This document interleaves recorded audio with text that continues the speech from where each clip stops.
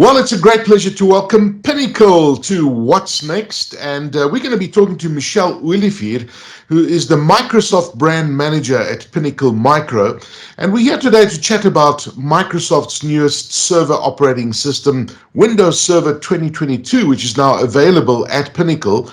But before we dive into the product, it would be good to put the server and cloud market into a bit of perspective today.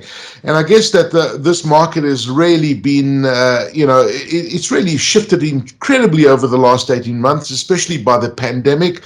It's forced us to all do business differently and remote working, etc., etc. I don't have to tell you. And the cloud market was already a market growing really, really fast. Now, a lot of organizations have moved their server and their apps as well as their infrastructure into the cloud. In fact, Microsoft calls their Azure cloud services the computer for the world. That's what Satya Nadella, the CEO of Microsoft, said. However, many organizations still want to retain a server computability on-premise. So, if you've got an ERP system, security camera feeds, for example, with low latency, with cloud as a supporting infrastructure to their on-premise. So, for example, apps which are hosted in the cloud gives them a blended hybrid approach. So if you look at HCOM, for example, the app that we all use when when the lights go off and we've got load shedding, I mean, that's a classic example where the cloud server auto scales according to the demand everyone puts onto the infrastructure. So we don't have load shedding every day, thankfully, but when you do, people rush to the app to check what's going on, and that's where you need to scale up. Whilst we focus on the new server on-premise and hybrid products, which brings new security capabilities, cloud is still very important in the new hybrid infrastructure environment. So in news that we've seen, there have been some ransomware attacks, Durban Port, there's the Death Kitty ransomware linked to crime gangs from Eastern Europe. It's really bad out there, and also the Department of Justice, for example. So this brings us to the new Windows Server 2022, the cloud-ready operating system to boost your customers' on-premise investments with hybrid capabilities. Now, as we know, Windows Server has been around for a while. I think it's 25 years of innovation. Now, this shows that Microsoft is moving alongside customers and evolving according to the time. So it's great to have you with us, Michelle, to talk about this new Windows Server. I mean, Microsoft runs through your DNA. I've been following your career. And I think this Windows Server caught us by surprise. I mean, when did Windows Server 2022 actually launch? Actually, well, thank you very much for having me. So Windows Server 2022, Microsoft is launching 3 big products this year. So it's Office 2021 with the new 365 variant, Windows 11, and then obviously Windows Server 2022 with Windows and Office launching or general availability date on 5th of October. Windows Server 2022 actually went live on the 18th of August last month. All right, so it's just around the corner, which is pretty cool. Yes. I mean, when you look at the main changes to this particular one, I mean, I think I've got Windows Home Server 2009, if I'm not mistaken.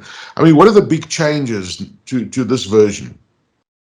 Okay, so Windows Server 2022 has more streamlined tools. They have Windows Admin Center, which is a free-to-use tool where you can manage your Windows Server anywhere. So the GUI or general user interface hasn't changed. The look and feel is still the same. There's mostly security changes.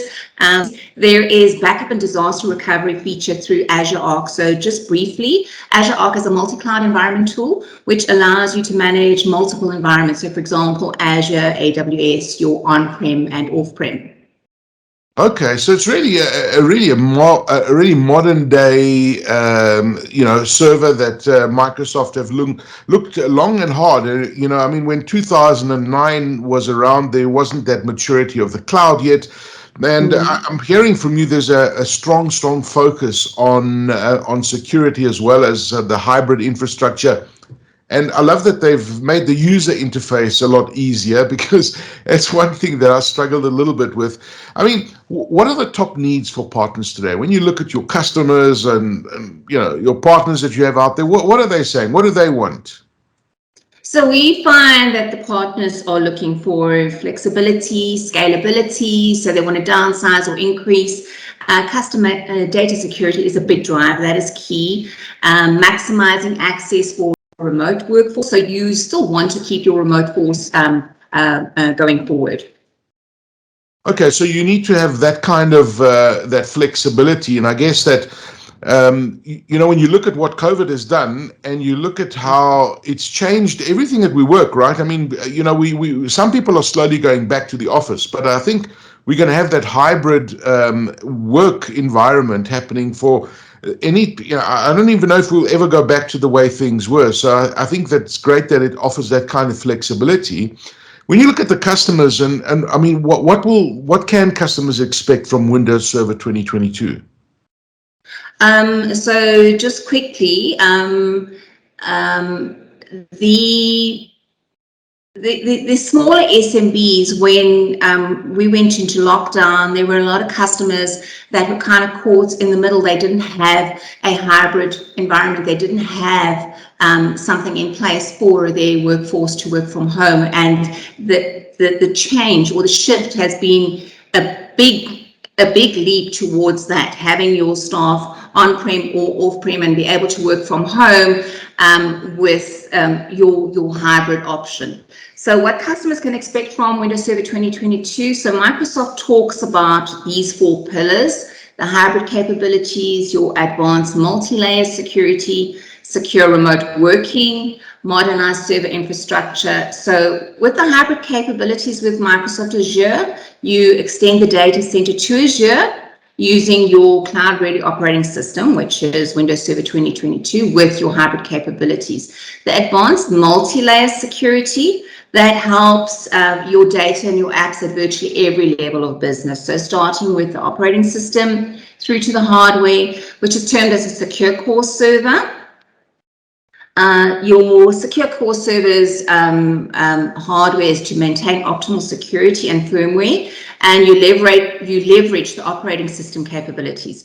So in order to help protect you against advanced threats such as ransomware and malware, yes. I mean, even to the point where you isolate specific areas of the memory to perform specific tasks that eliminate the surface attack area. So just quickly to note, Secure Core Server needs hardware components from the OEM to be added or built into the server, so a minimum hardware requirement. It's important to note that a TPM2 module and a secure boot are required, just like Windows 11 to run Windows Server 2022, especially for a Secure Core Server running, an example, a banking institution with security apps.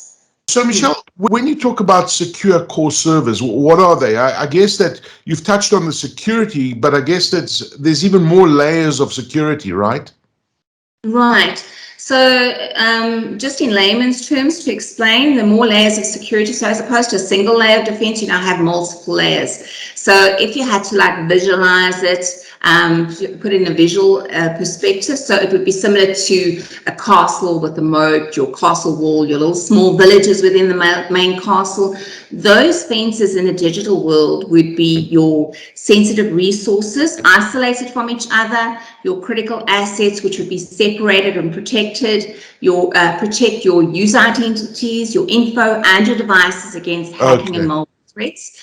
And then also architectural changes that protect from the inside out. So when you said there's more security, more secure remote working, so to empower your workers through simplified deployment and management of remote apps and desktops using Windows Admin Center.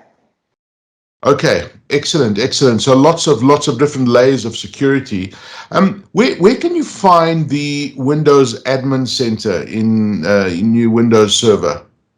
Okay, so it's not part of the operating system. So Windows Admin Center is a free-to-use app. So OEMs can install their tools into the Windows Admin Center as a plugin. So for example, Lenovo X Clarity is an example you can have a look at.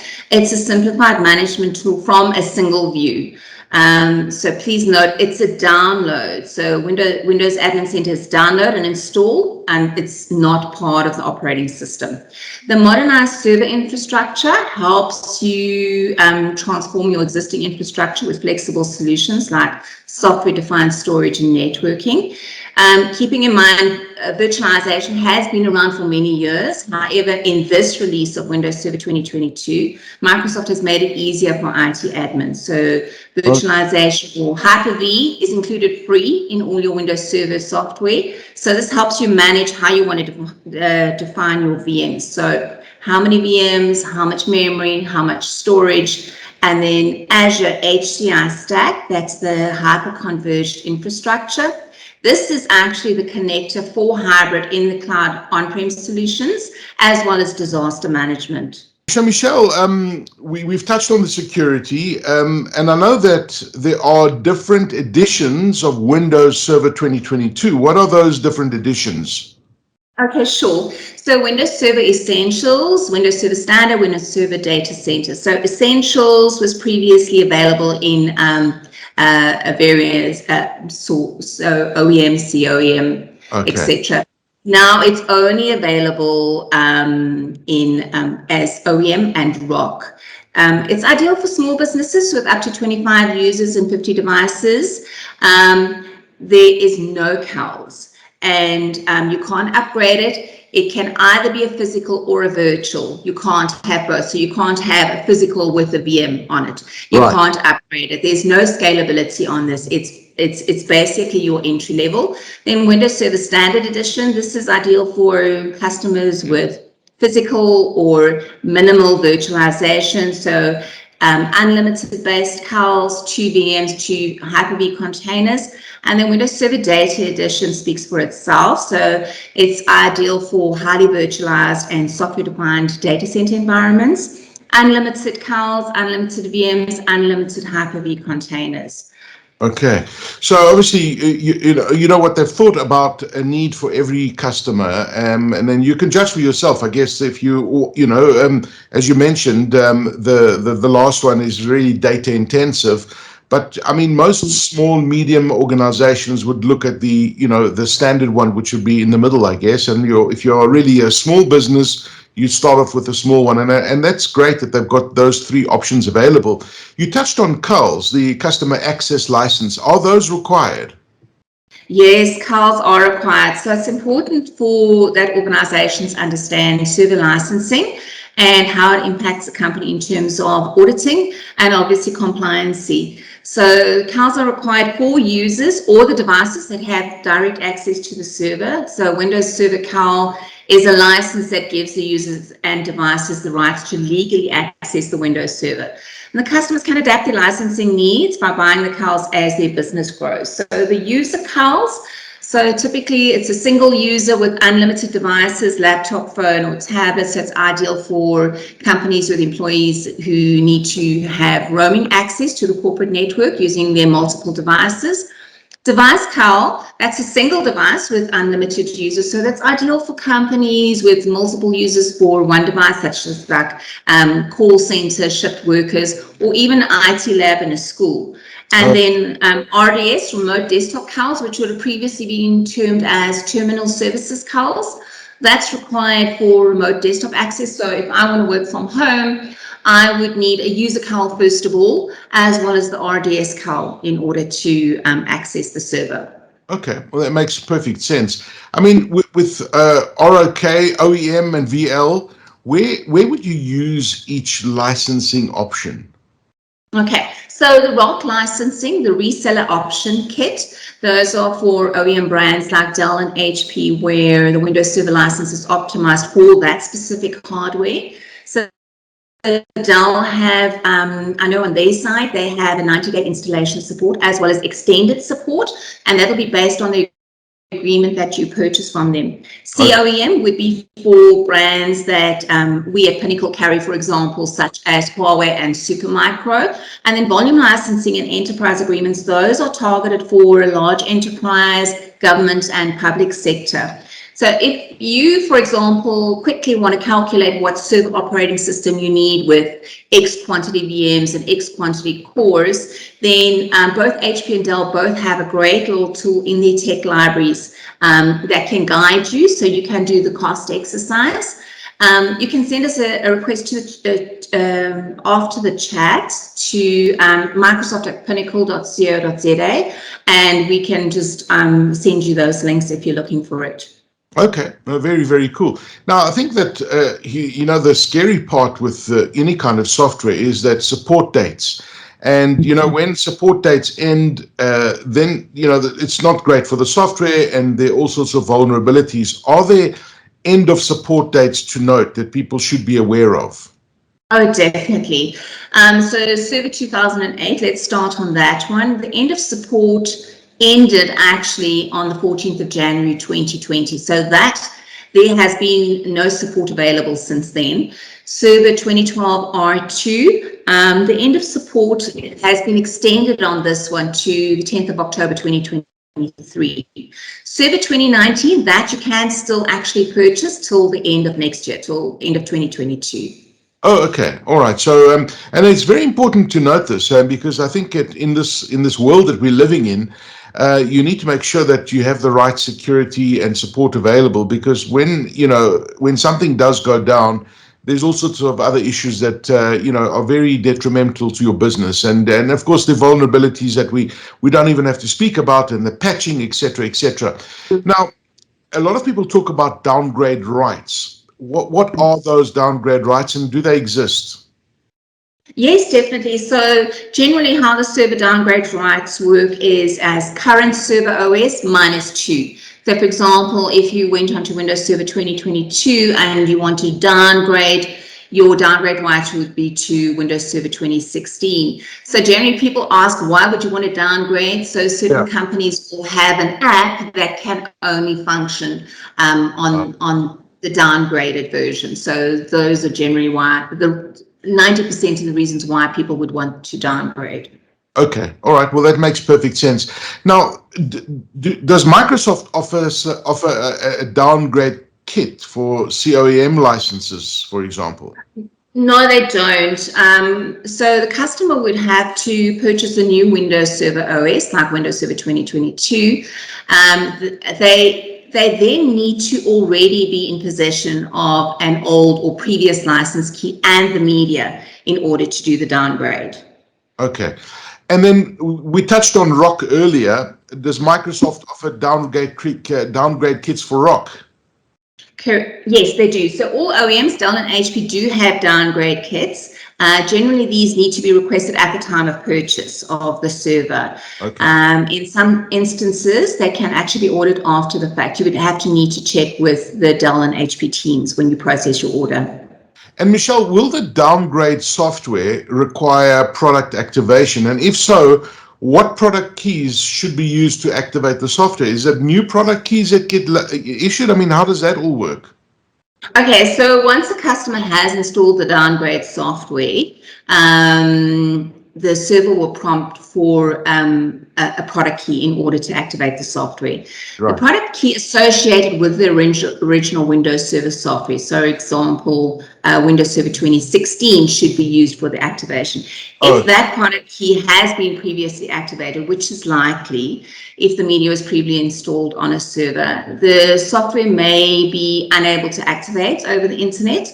When this happens, then a local activation support number will pop up on the screen. They will then need to explain the circumstances to the customer service representative, saying that they want to facilitate the downgrade. Once it's determined that the end user has a valid Windows Server license, they will then be provided with a single-use activation code, which they can then use to activate the software. Okay, so that all happens, and the Microsoft support is there to do all that kind of thing. Because I mean, I know this is it's a laborious subject, right? But I think licenses and these product codes are so important, because as soon as you're going from different levels and you start downgrading, it does add some complexity until you actually get that product licensed. And the question is, do licenses expire with the hardware? I've heard that there have been issues in the past. So do licenses expire with the hardware? So generally on OEM, yes, the licenses live and die with the hardware. So this is correct of OEM. So to transfer the license, they would have needed to purchase the server and then purchase software assurance on top of that. Okay, all right. So it's pretty simple. And then when you look at the certificate of authenticity, will one need to keep that specific certificate and invoice? When you look at the OEM license that is purchased with the hardware as proof of the license. So all one has to do, you have to attach the color on the physical server on the side. Okay. This is generally done at factory level with OEM install option. With the ROC version, the reseller or the end customer will be responsible for this. Please note it's important to keep a record of this code, because if it's lost or damaged, Microsoft will not reissue. Okay, all right. Well, I mean, this is all important stuff. Now, support is the responsibility of the OEM reseller and not Microsoft. Is that right?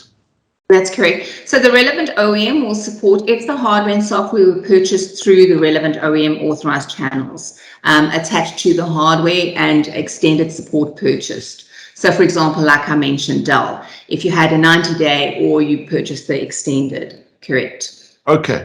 Michelle, it's been fantastic chatting to you. You make this new version of Microsoft Server so exciting.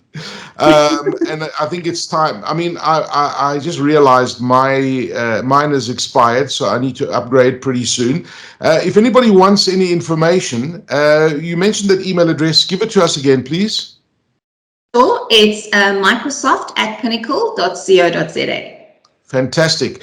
Michelle Olivier, Microsoft Brand Manager at Pinnacle Micro. Thank you for joining us and talking to us about this new product that Microsoft has. I mean, it's been around since, I think, August, you mentioned. It's come in. So if you're looking for upgrading your latest servers, look at the latest operating system, Server 2022, and the different options, of course. And Michelle's made it quite easy and explained the licensing to us so well. Thank you for joining us, Michelle. All the best to you. Thank you, Aki. Thank you very much. Take care.